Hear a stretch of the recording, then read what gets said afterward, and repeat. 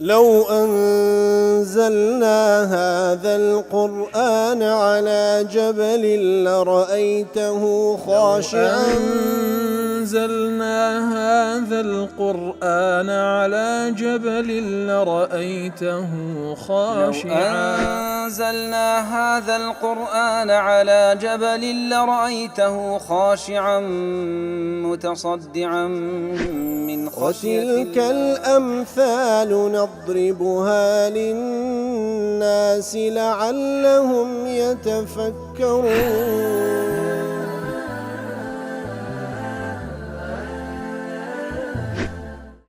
الحمد لله والصلاة والسلام على رسول الله وعلى آله وصحبه ومن والاه. السلام عليكم ورحمة الله. برزان خوشحالم لواني 1467 لوانا كاين تفسير قرآني بيروز بيما وخزمتان ومن بس رزامندي رب العالمين وهو دانم اوي عزيز السودي لور بقرن. أعوذ بالله من الشيطان الرجيم. بسم الله الرحمن الرحيم. ولله يسجد ما في السماوات وما في الأرض من دابة والملائكة وهم لا يستكبرون. والله خوش وسام وكل واني رابش كما قال خزمة دوات بيروز دا وينك رب العالمين باز لا أواني لا أسمان كانوا أويل سروي زبي سزدلبوا الله تعالى دبنوا وهروها خوان بقور نازانا. ولله يسجد ما في السماوات وما في الأرض من دابة ولله وحده تنهى لبو الله تعالى يسجد جميع ما في السماوات أويل أسمان كان داهن وجميع ما في الأرض أويل سروي زويدان من كل ما يدب ويتحرك لهم أوانك بيل سروي زويدان يوزولي دكا هر هميان يسجدون سجود ذل وخضوع سجد دبن لبو الله تعالى سجدي زليلين واندنو ملكتي لبو الله تعالى فكل أحد خاضع لربوبيته هموان ملكة لبو پروردگاريتي الله ذليل لعزته مقهور تحت سلطانه همو ذليلي دنويرين لبو عزة الله تعالى همويان لجد صلاة الله تعالى دان إتر أوزاناني كوا سوزد بردني أو إلى أسمان كانوا لزويدان بويل يقدايتو كبريتيل الاستسلام والانقياد والخضوع أوزاناني كبوشوان يقدايتو أو سوزد بردن بريتيل تسليم بون ملكتبون أوانا وكو ابن جرير وسمرقندي واحدي وابن القيم عليمي وشوكاني سعديد الله سجود المخلوقات لله تعالى قسمان سجد بردني مخلوقات كان لبو الله تعالى دوبشة سجود اضطرار ودلالة على ما له من صفات الكمال إتر أواني كوا بوشوي سوزة لبو خواهي قوري دبن بملكتي بناتاري ببيد صلاة خويان أواني كوا بوشوي سوزة لبو الله تعالى دبن بناتاري وكو بلغيتش لو أود صلاتي كخواهي قوري هيتي ولا أو صفات كمالك الله تعالى هيتي وهذا عام لكل مخلوق. هو سوزة بردنيا شي قشتي همو مخلوقات كان من مؤمن وكافر وبر وفاجر أو مخلوق إيمان دار بي كافر بي تاككار بي خرافكار بي وحيوان ناطق وغيره إتر حيوانة نطقها بي غيري ناطق بي إتر أو سوزده بريتيا بابلين بشي كم لسوزده كدالي دو جور سوزده هيا سوزده كوا سوزده چي ناتاريا بريتيا لتسليم بون ملكت بون لبو خواهي قورا دليوا همو مخلوقات دقريتو بإيمان دار وبكافروا سوزده چي شيء سوزده چي اختياري يختص بأوليائه وعباده المؤمنين سوزده شيء كسوزده چي اختيارية بإرادة إخوانا وكو أولياء كان الله تعالى وعباده المؤمنين من الملائكة وغيرهم من المخلوقات إيمان داران ملائكات وغير أوانش المخلوقات إثار أوي كوام بسته أو سوزدية تايبته بيز قالوا كواتا همو مخلوقات سوزدي تسليم بون وملكزبون بمسلمان وكافر ولا بخواي يوردبن سوزدي اختياريش كوكو عبادتك نيوتسوان لصروي زويدادنين أو تايبته با إيمان دارانو بملائكته بجن إيمان دارو إلى آخره. خازن دلي لفظة الدابة مشتقة من الدبيب، دابة التي وهاتي من دابة دليل دبيب هاتية، وهو عبارة عن الحركة الجسمانية، دبيبش بريتيلا رويشتن أو جسماني كوا حركة دكن. فالدابة دابة اسم يقع على كل حيوان جسماني يتحرك ويدب. كواتا دابة من حيث اللغة هر جان لبريك كوا جسم يشي هبيو جولب كاو بيلس الروي زوي دابني فيدخل فيه الإنسان يتر إنسانش لازمني أو دواباني كوا بيلس الروي زوي دابني لأنه مما يدب على الأرض يتر بوشوه. وهرها والملائكة وهم لا يستكبرون، أي والملائكة يسجدون لله، ملائكتيش سجدلبوا الله تعالى دبن وهم لا يستكبرون، أي لا يستكبرون عن عبادتي والتذلل له بطاعته.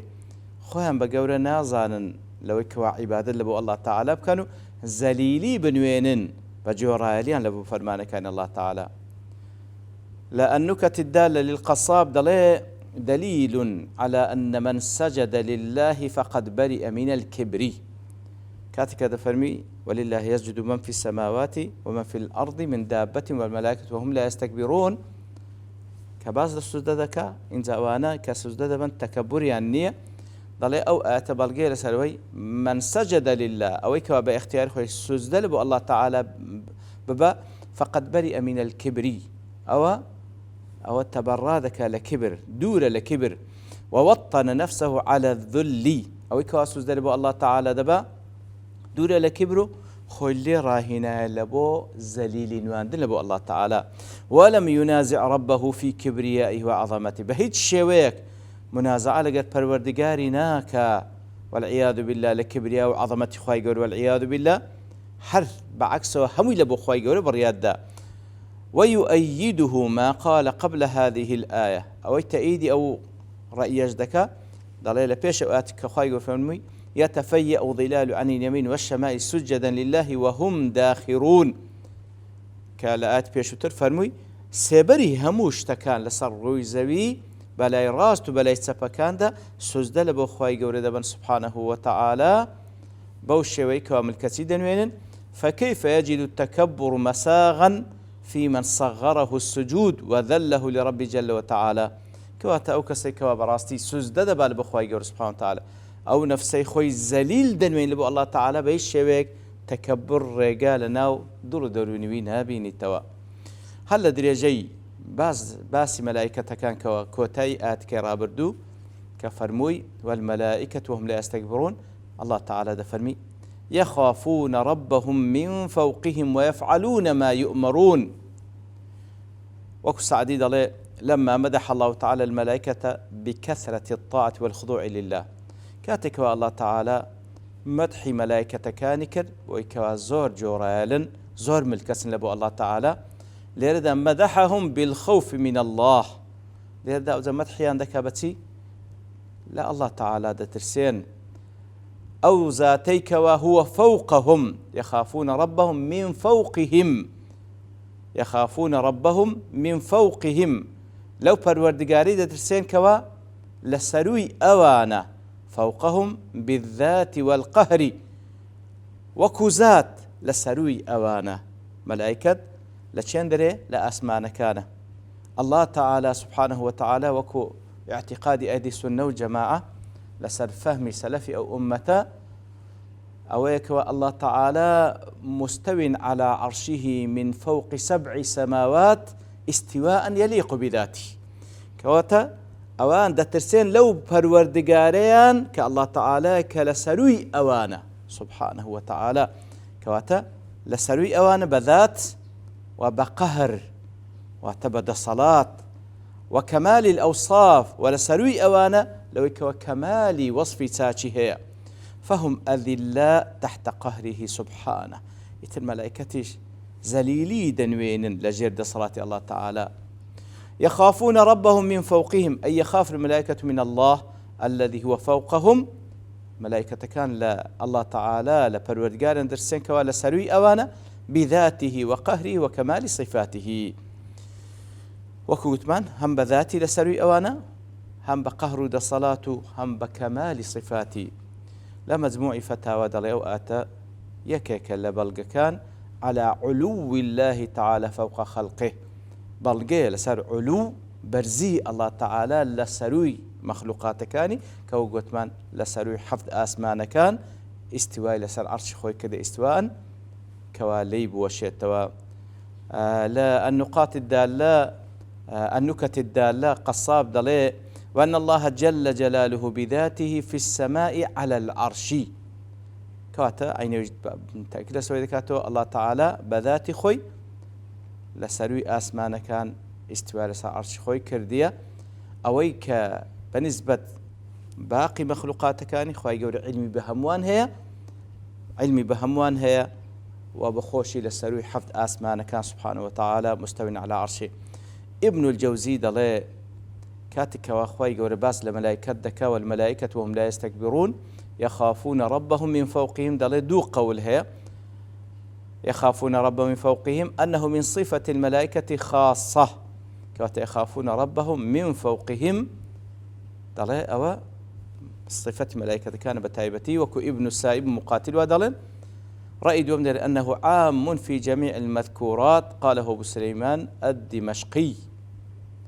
أبو سليمان الدمشقي دلي نخير همو أوانك وفرموي أو إلى آسمان كانوا أو إلى زويدان وملائكتش همو يسجدوا الله تعالى ذبا كواتا وصفتي هموانا يخافون ربهم من فوقهم وصفتي هموانا أبو سليمان الدمشقي دلي أو كوا رأي كمي هالبجاردية كواتايبة الملائكات واحدي وهروها ابن كثير والسعدي وابن عاشور الشنقيطيش أو قول دومي هالبجاردية كدلي عام باس له مخلوقات كان دكا ابن جرير ابن عطية. ويفعلون ما يؤمرون أي ويفعل الملائكة ما يأمرهم الله بفعله ولا يعصونه. وتملائكة كان هل صفت ملائكة كان ويا أو كارانا دكان كالله تعالى فرمانيا في ذكا فهيش شيء يكسر بيتينا كان رازي دلي. المقصود من هذه الآية شرح صفات الملائكة ما بس لو بس كدني صفة الملائكة كان وهي دلالة قاهرة قاطعة على عصمة الملائكة عن جميع الذنوب. وهروا بلغي لسروي كوا بلغيتش بهيزة كوا ملائكة كان معصوم لهم التاوان كان بارز راون. لأن قوله وهم لا يستكبرون يدل على أنهم منقادون لصانعهم وخالقهم. كذا فرمي وهم لا يستكبرون بلغير سوريان ملكسن لبو أو ذاتيك پروردگاريانا وخالقيانا وأنهم ما خالفوه في أمر من الأمور بهيج شيويك لهيج فرمانك لفرمان كان الله تعالى در ناسن وكاتك كذا فرمي ويفعلون ما يؤمرون أو يدل على أن فعلوا كل ما كانوا مأمورين به. كاتب مخالفه هيز أمرتشينا كان حرف فرمان الشامبي بكرة زي بزيدة كان كأوش بلغي لسر عصمته باريز راويان لهمو قناه تاوانك. إنزا الله تعالى لباش أوي كواباسي لوكركا أوي لأسمان كانوا أوي لزاويو وبا ملائكتي شوا هموي ملكسنا بالله تعالى بو دو شوازي وكو باسي كر سعدي. إنزا الله تعالى بازل وحدانية خويدك ودا فرمي وقال الله لا تتخذوا إلهين اثنين إنما هو إله واحد فإياي فارهبون. مناسبة يؤتي قال أوي بيشوتر وكرازي أن الله تعالى لما بين في الآية الأولى أن كل ما سوى الله كاتك الله تعالى بيانك هم أوشتاني سوى الله تعالى اللي دربتي هم أوانك موجودا سواء كان من عالم الأرواح أو من عالم الأجسام أو إلى عالم روحاني أو مخلوق أو موجوداتاني أو إلى عالم جسمانين ما لاني ماديشان هي الله تعالى غير الله تعالى لموجودات كانت كهموي أو إلى عالم روحاني وإلى عالم جسماني، فهو منقاد خاضع لجلال الله تعالى وكبريائه. كبيان كر أوانا هموي ملكة لبو عظمته كبرياء الله تعالى. أتبعه في هذه الآية بالنهي عن الشرك.